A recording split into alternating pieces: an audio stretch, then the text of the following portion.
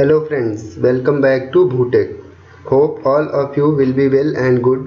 Friends, आने वाले examination जैसे GATE, engineering services examination and many other state engineering examination को ध्यान में रखते हुए हम इंजीनियरिंग जियोलॉजी के 60 इम्पॉर्टेंट क्वेश्चंस की एक सीरीज लेकर आए हैं। फ्रेंड्स, ये सारे क्वेश्चंस मैंने आर.एस. खुरमी और जे.के. गुप्ता जी की बुक से लिए हैं, जिसे यहाँ पर डिटेल एक्सप्लेनेशन के साथ डिस्कस करने वाले हैं। फ्रेंड्स, इन टोटल 60 क्वेश्चंस को मैंने 6 पार्ट में डिवाइड किया है और एक वीडियो में 10 क्वेश्चंस को ही हम डिस्कस करने वाले हैं, जिससे आपको रिवीजन करने में कम से कम समय लगे। The aim of this series is only one, that is fast revision with the facts. So friends, if you like my effort, please don't forget to subscribe my channel Bhutek. Now let us start the first part of this series. The core is the innermost structural cell of the earth. It starts at a depth of below the surface and extends right up to the center of the earth. 900 km, 2900 km, 5000 km and none of the above. Friends, आइए कुछ facts को जानते हैं यहाँ पे। The depth of the crust is 40 kilometre. The depth of the mantle is 2900 kilometre. The core, which is a liquid and solid part, is a circle having radius of 3150 kilometre. The temperature of the core of the earth is equal to the temperature of the outer layer of the sun, that is 6000 degree centigrade. Friends, आप यहाँ पे figure में भी देख सकते हैं। Crust is that part, mantle is from crust to core and the core is the central part of the earth. So friend, यहाँ पे आपका आंसर हो जाएगा option number 2, that is 2900 kilometre. The softest and hardest rock in order that marble and diamond, gypsum and orthoclase, talc and diamond, quartz and topaz। Friends, आपको इस question में ये बताना है कि सबसे सॉफ्ट और सबसे हार्ड रॉक कौन सी है। आइए फ्रेंड्स, यहाँ पे सबसे पहले कुछ फैक्ट्स जानते हैं। मोह स्केल के अनुसार जो हार्डनेस बताता है, उसमें 1 से लेकर 10 तक के नंबर दिए गए हैं और ये नंबर उनकी हार्डनेस के बेसिस पे दिया गया है। जैसे नंबर 1 पे टाल्क है, तो टाल्क सबसे सॉफ्टेस्ट रॉक होता है। नंबर 2 पे जिप्सम, नंबर 3 पे कैल्साइट, नंबर 4 पे फ्लोराइट, नंबर 5 पे एपेटाइट, नंबर 6 पे ऑर्थोक्लास, नंबर 7 पे क्वार्ट्ज, नंबर 8 पर टोपाज, नंबर 9 पर कोरंडम और नंबर 10 पर डायमंड है। फ्रेंड्स, यहाँ से आप ये बता सकते हैं कि सबसे सॉफ्ट रॉक टाल्क होगी और सबसे हार्ड रॉक जो है वो डायमंड होगी। तो आपका यहाँ पे आंसर हो जाएगा friends option number 3, talc and diamond.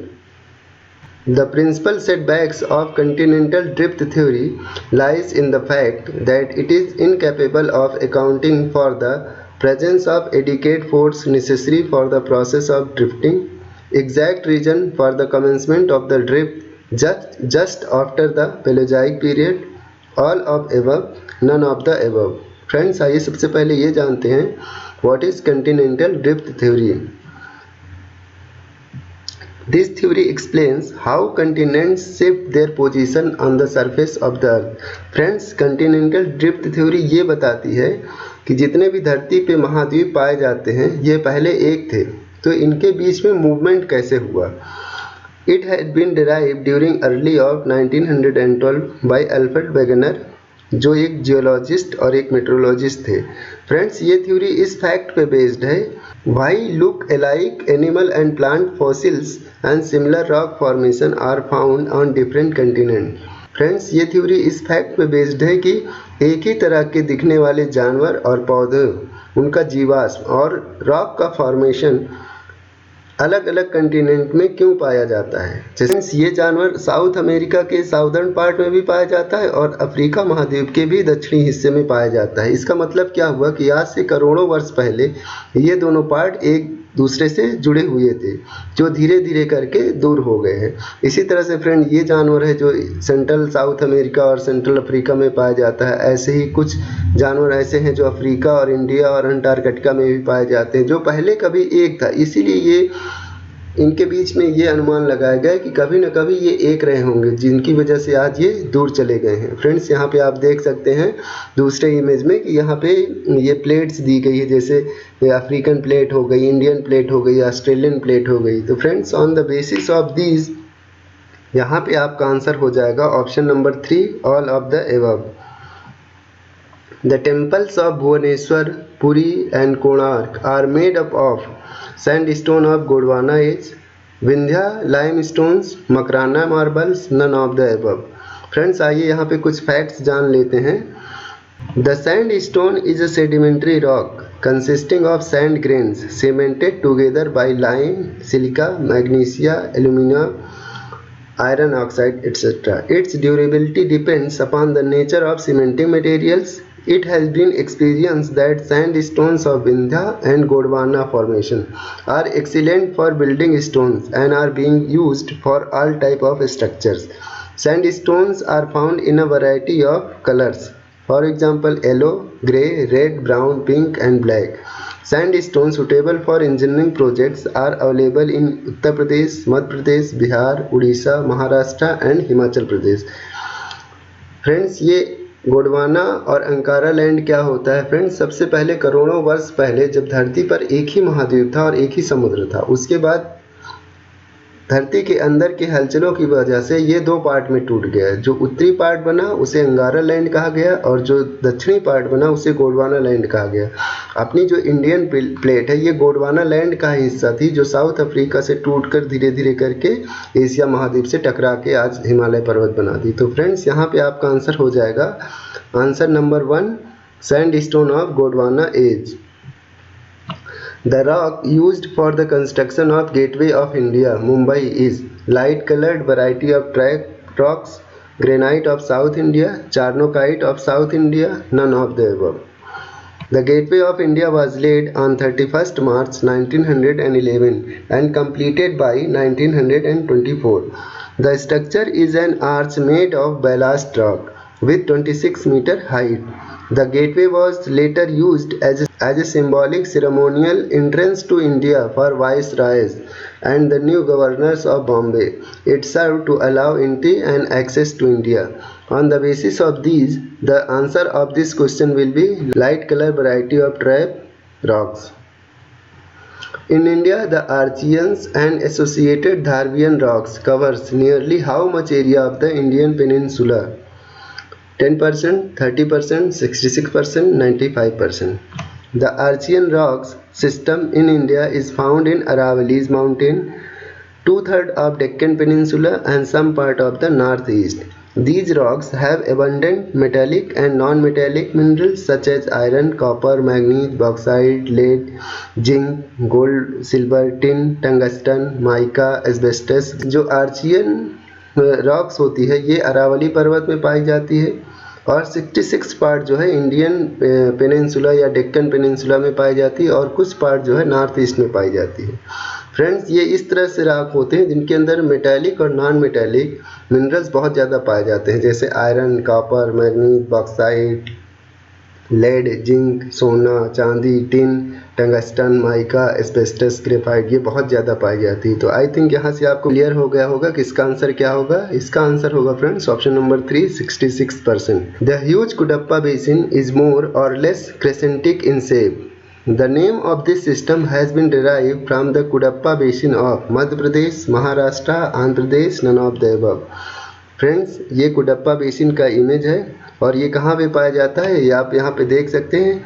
ये इंडिया का मैप दिया है, जो लोकेशन यहाँ पे दिखाई गई है वो समथिंग आंध्र प्रदेश के आसपास आएगी। तो आपका यहाँ से आंसर हो जाएगा friends answer number 3 Andhra Pradesh. Which of the following theories are related to the origin of the earth? The tidal hypothesis, the nebular hypothesis, the planetesimal hypothesis, all of the above। तो फ्रेंड्स यहाँ पे आपका answer हो जाएगा option number 4 all of the above.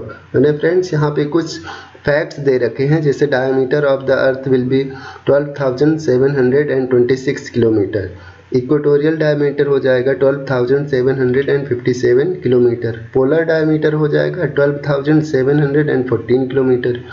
Floor area of the sea हो जाएगा 361 million kilometre square, that will be the 70.78%। Area of the land on the surface of the अर्थ हो जाएगा आपका 149 million kilometre square, that will B 29.22%। Which of the following statement is correct in the contents of the Gondwana system? Middle Gondwana deposits completely devoid of coal seams. Lower Gondwana deposits contains the most important coal-bearing strata in the Indian stratigraphy. Upper Gondwana deposits contains a few coal seams. All of the above. Friends आइए यहाँ पे सबसे पहले देख लेते हैं कुछ facts. The Gondwana rocks were formed during different periods of the geologic time but exhibit unique formation from top to bottom. कहने का मतलब ये हुआ कि फ्रेंड्स जो गोंडवाना रॉक्स है ये जियोलॉजिक टाइम के अलग अलग समय में बना है, बट इसकी जो प्रॉपर्टी है वो नीचे से लेके ऊपर तक वो यूनिक ही है, एक ही है। These rocks are divided into three parts on the basis of the nature of rock: the lower Gondwana system, the middle Gondwana system, the upper Gondwana system. Gondwana rocks contains about 98% of the coal reserves in India. On the basis of these important points, the answer will be option number 4, all of the above. A mineral may sometimes shows a definite and characteristic arrangement in its outer appearance or physical shape, which is expressed by the form structure. What is the structure of gypsum? Friends यहाँ पे ये बताया गया है कि एक definite shape और characteristic arrangement होता है जो किसी भी मिनरल्स के आउटर अपीयरेंस को प्रेजेंट करता है, तो उसको हम ये नाम दिया जाता है कि ये इसका इस तरह का स्ट्रक्चर है। तो और इसी बेसिस पे आपको ये बताना है कि जो जिप्सम होता है उसका स्ट्रक्चर कैसा होगा, ब्लेडेड होगा, फाइब्रस होगा, रेनिफॉर्म होगा या ग्रेनुलर होगा। तो फ्रेंड्स सबसे पहले आप ये जान लीजिए कि ब्लेडेड, फाइब्रस, रेनिफॉर्म, ग्रेनुलर ये होता क्या है। ब्लेडेड क्या होता है? When a mineral appears to be composed of the blade like structure. Fibrous क्या होता है? When a mineral has a thread like structure, जैसे जिप्सम में थ्रेड लाइक स्ट्रक्चर पाए जाते हैं। कॉलमनर क्या होता है? When a mineral has a thick or thin column like structure. Granular क्या होता है? When a mineral has numerous grains coarse or fine packed together. Massive क्या होता है? When a mineral has an irregular structure. तो friends यहाँ पे आपका आंसर हो जाएगा ऑप्शन नंबर 2, फाइब्रस स्ट्रक्चर पाया जाता है जिप्सम में। Thanks a lot friend for listening and watching this video. Please like and share. Thank you.